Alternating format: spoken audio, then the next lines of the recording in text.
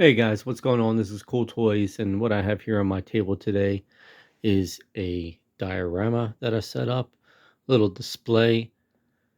This playset, I believe, was from Click and Play, the toy company, Click and Play, and the vehicles also. I bought them separately on Amazon about 2 years ago.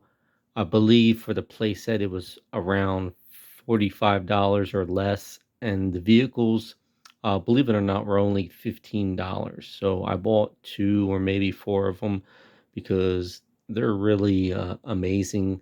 The detail, and they are very lifelike. And I'll go through that in just a minute. I'm going to talk about what I have set up here. These vehicles are leaving this base. Basically, it's like a detention center.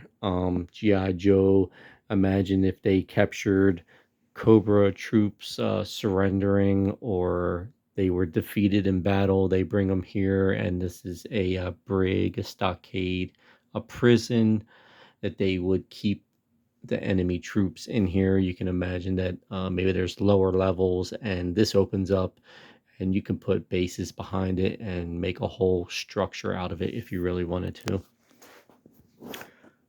Right here, I have a guard. This is Mutt and Junkyard. Hold on, let the camera focus for a minute. Come on. There you go. So with a military installation, you would always want a dog handler. So you can imagine as the vehicles are exiting or entering, the dog would sniff the vehicles to alert the soldiers if there's anything suspicious. Weapons on the vehicles, enemy troops that snuck and are hiding inside it, or anything like that. The vehicles, like I was saying, are really lifelike.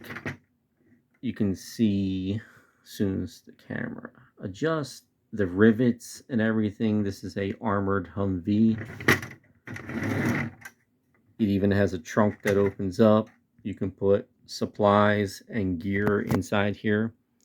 I think I was just covering up the microphone. Sorry about that. So let's take a look at it again. The rivets, the trunk, you can put gear, supplies, even troops down in there if you really wanted to.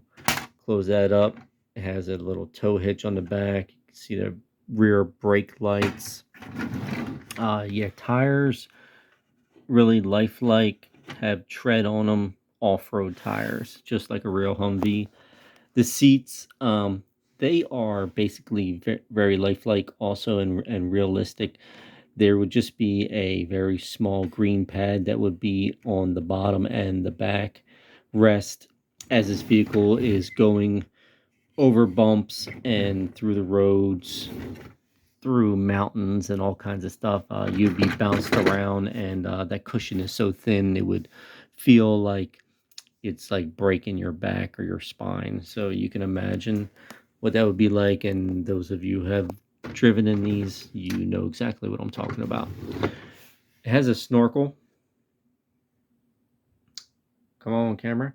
So with the snorkel, the vehicle can basically go underwater to about to here. As long as he's not going very fast, the water wouldn't go inside the snorkel here and down into the motor, which would seize the motor up. So as long as the driver has it in four-wheel drive, I got Duke in here. If he's driving, maybe the water's about this level.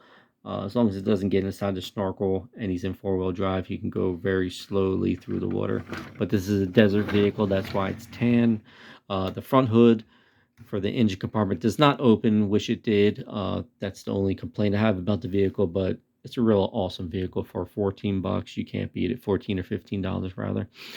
You have the gun turret, which you can turn around with the missile launcher for the gun. It will go 360 all the way around. So I really like that feature that it does spin around. This is one of the first vehicles I think I've come across where you can do that. You can rotate the turret and the gunner will turn with it. Most of them, it's like a solid mold. Maybe G.I. Joe did come out with a vehicle like that, but this is the only one that I know of that I enjoy the way it rotates. and looks. So here's the tow missile.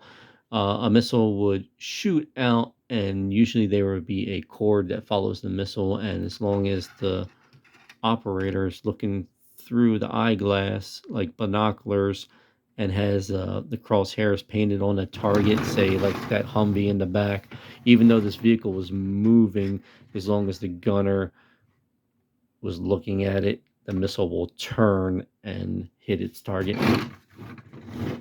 Let's take the gunner out. You can remove the missile. Like I said, the rocket launcher, I believe it's a tow system. It'd be nice if it came with a 50 caliber machine gun. You can mount it right there. The hatch, you can secure it. So just like a real Humvee in real life, you would want a metal plated hatch so that someone can't throw grenades or anything down into the vehicle that would harm the drivers or passengers. And what's really awesome about it is it has the foot plate. You can barely see it. Maybe it'll focus in, see it right there. That's just like in real world. There would be a foot plate there. It raises the gunner up a few inches so he can reach that weapon system at the top. And this is on a hinge, and this is one of the first vehicles I believe I've come across too that has this articulating hinge, which is really awesome. I like it a lot that they did that. Awesome vehicle. The doors, they close and open. It has like a do not enter symbol on there, so you can lock up the gates if you really wanted to, and when the vehicle's ready to roll out, you can open up the gates. I have a pit commando over here. He is blocking this entrance and protecting it. You have a Delta trooper with this rocket launcher here and here. Well, they're regular, what the heck are they called again? Yeah, Steel Brigade, and this is a Steel Brigade Delta trooper. So he's the Delta trooper, and they're regular Steel Brigade troopers. The fence on the side is in a green plastic. You could spray paint it black and maybe do silver for the barbed wire. It does articulate. You can move it in or out. I like that feature a lot. You can even separate it at the hinges. I'll show you if you can see in the very far back. I'm pulling at the fence. I have it detached, so you can open this up or you can connect it back together. And if you had a wider table like this table and put another table behind it to make it bigger, you can put a G.I. Joe base in here and more vehicles and troops. You can make a huge diorama setup. The crosswalk is really cool here, the catwalk. And I'm going to try and pick up the camera and show you some of the inside parts right here. There's little areas. I can't get the camera all the way around the back of the table, but you can maybe put some more troops in there, maybe even some chairs on those ledges inside these windows here. I got this a few years ago, I think on Amazon. I don't know if I mentioned it earlier, like for like $40 or so. And like I said, the vehicles were $15. Y'all let me know if you have it in your collection, if you want it. I'm not sure if it's still on Amazon right now, but you may be able to find it on the secondary market at a toy show or something like that. It's a really awesome display piece. You can set up some pretty good dioramas and play features for playing out, your G.I. Joes versus Cobra. I like it a lot. You don't have to just stick with G.I. Joe products. You can mix and match with other companies because this is awesome. I really enjoy it. I like it a lot. This is Cool Toys.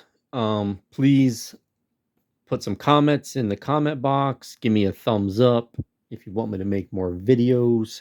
I try and make my videos when I can, as soon as I can.